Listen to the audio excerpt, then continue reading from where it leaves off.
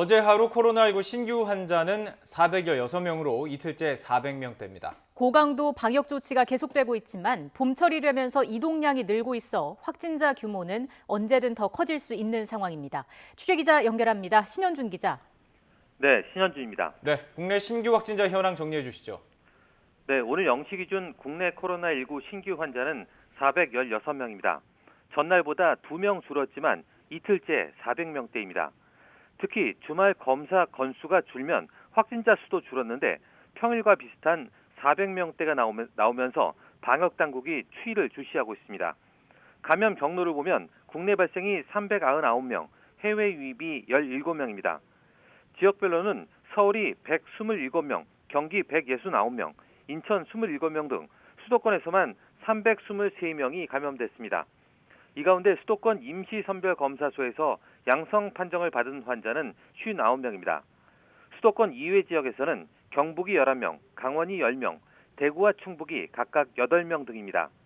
코로나19로 숨진 사람은 2명 더 늘었고 위중증 환자는 2명 줄어 134명입니다.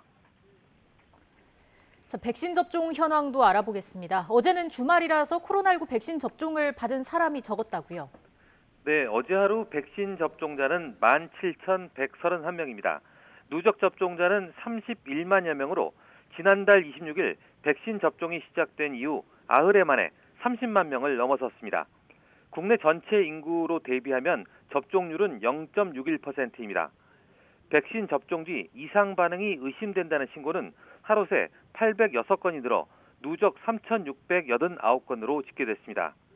이상 반응은 사망이 1건, 경련 등 중증 의심 사례가 2건, 아나필락시스 의심 사례가 9건이고 나머지는 두통과 발열, 구토 등 경미한 사례였습니다.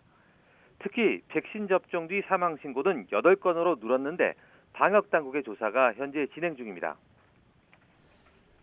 네, 그리고 백신 접종을 시작한 이후 피해 조사반 회의도 처음으로 열린다고요? 네, 질병관리청은 오늘 비공개로 피해 조사반 회의를 열고 지난달 26일부터 일주일가량 집계된 중증 이상 반응 보고 사례를 검토합니다. 특히 오늘 0시까지 신고된 사망 사례가 8명에 달해 사망과 접종 사이의 인과성 여부를 집중 논의할 것으로 보입니다.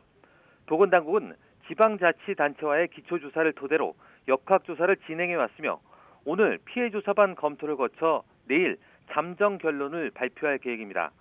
또 앞으로 매주 한 차례 피해조사반 회의를 열고 한 주간 신고된 중증 이상 반응 신고 사례에 대해 전문가 검토를 거쳐 그 결과를 투명하게 공개하기로 했습니다.